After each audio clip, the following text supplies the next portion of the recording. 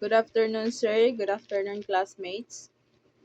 We are the group 11. Our title is Global Warming, Climate Change, Disaster Risk Reduction, and Waste Management. Getting started, this chapter includes discussions on global warming, disaster risk reduction and waste management, emergency preparedness, disaster prevention and mitigation, as well as land use planning, risk zoning, and its operating policies and contributions in disaster management.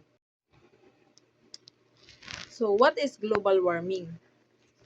According to the National Geographic Society 2002, puts its global warming is the long-term warming of the planet's overall temperature.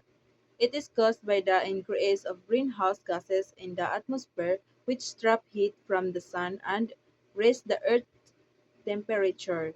The main causes of global warming are human activities such as burning fossil fuel for power and transportation. What is climate change? So, climate change is the long-term change in climate patterns, including temperature, precipitation, and wind.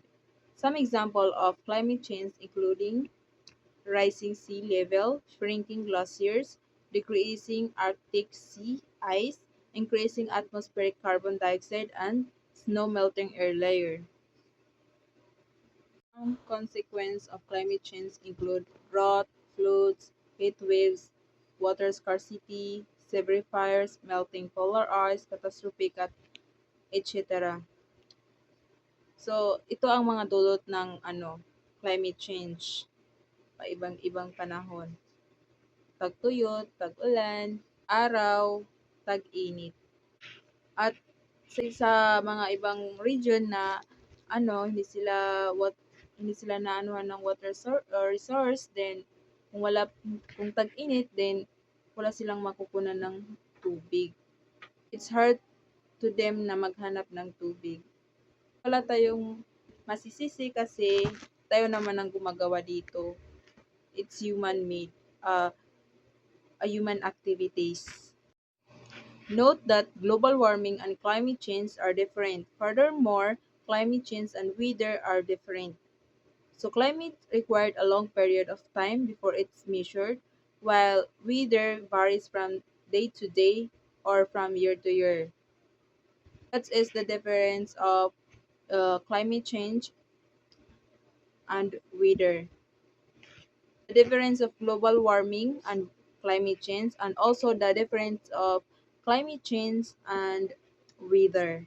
According to Dr. Renato U. Solidum, Jr., current head of the Department of Science and Technology, or the DOST, associates disaster with several elements such as hazard risk, the people or community, and vulnerability. Hazard, or the physical impact of the disturbance, either man-made or natural, is heightened by the amount of risk to the people and community.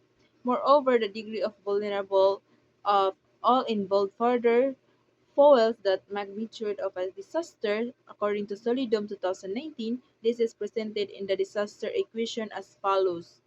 H times R plus V, it is equals to disaster.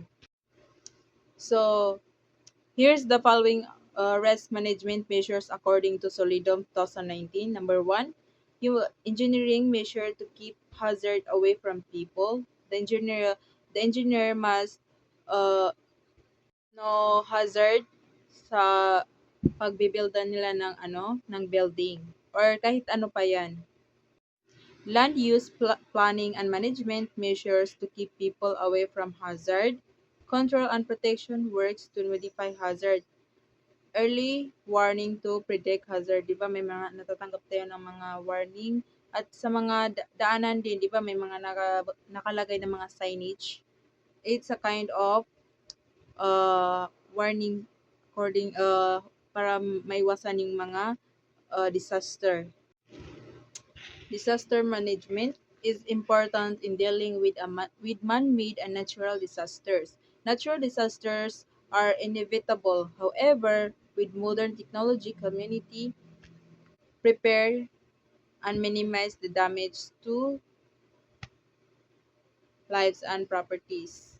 Likewise, man-made disasters can be prevented if a community is more careful and properly oriented on what it can do in times of crisis.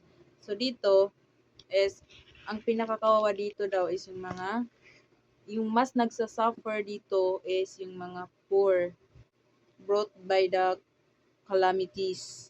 Hindi lang naman dito sa Pilipinas, hindi lang naman sa mga uh, uh, developing countries kasi kahit sa hindi pa mga na-develop na countries is may nagaganap din naman ng mga disasters. Hindi talaga yan may iwasan.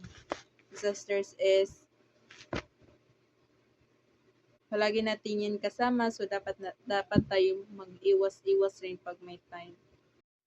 There are 5 reasons for this situation kung bakit nangyayari yung mga ganun because of the rapid population's growth, construction of population in high-rise areas such as flood plains, landslide-prone slopes, and such as seismic zones. Hindi ba nagiging ano sa atin yung tumitira sa malapit sa dagat, then kapag nag-close or pag bumagyo, tapos sila talaga yung nauuna sa baha. Kasi nga, malapit sila sa dagat. At yung ano rin, yung man-made destructing. Example is that is deforestation, which has lessened the ecosystem resilience to disaster. So, wala nang mag-ano sa magpo-protect sa atin kasi nga yung iba nagma-mining, yung iba naman yung pinuputol yung mga kahoy, sinisira natin yung ating kalikasan. Hindi naman natin masasabi na sila kasi hindi natin maiwasan na pati tayo rin naman. Nobody's perfect. At ang ikalima is increasing poverty that leads to substandard housing. Example is the typhoon resistant. Hindi ba kapag tayo ay binagyo or nasugat ng typhoon is hindi ba yung lahat ng ari-arian natin is naiiwan natin, pinaghirapan mo, maiiwan mo. Kaya nga madaming nagpapakamatay na lang kasi nga hindi nila makaya yung dulot ng typhoon sa kanilang buhay. There are also natural hazard. The natural hazard are element of the physical environment that are harmful to man and caused by extraneous forces. According to Solidam 2019, hazard management is the process of preparing a plan of action that consists of policies and projects used to guide economic, social, and spatial development. So, may mga hazard management na tinutulungan nila tayo, kaya nga nagpaplano sila ng mga magagandang project gaya ng tree planting, recycling, at nagtitake sila ng action to prevent the disaster that could happen in the future. Disaster mitigation. Mitigating disaster typically involve reducing the vulnerability of the elements at risk and modifying the hazard proneness of a site or changing its function.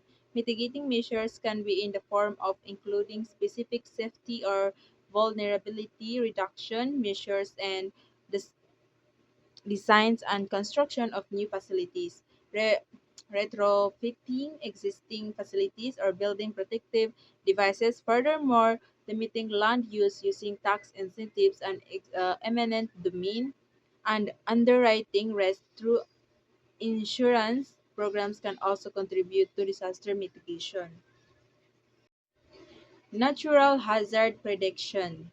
It is a scientific studies allow for the prediction of natural hazard by investigating their causes and establishing the probability of their next occurrences with regard to time, place, and severity. So, itong natural hazard production is, ang example nito is the Pag-asa, yung nagbibigay ng mga signal kasi nga sila yung nag-aaral na kung kailan darating yung mga sakuna or like kanang 'di ba yung mga weather, yun ay isang natural hazard prediction. Sila yung nag-predict kung kailan mangyayari yun. Pero hindi naman talaga sinasabi yung exact date, pero nakikita nila yun sa kanilang pinag-aaralan o sa kanilang uh, inaaral. according to their studies. So that's all my part. Thank you for watching and listening. I hope you understand what I am talking here. Salamat kaayo sa tanan. Thank you.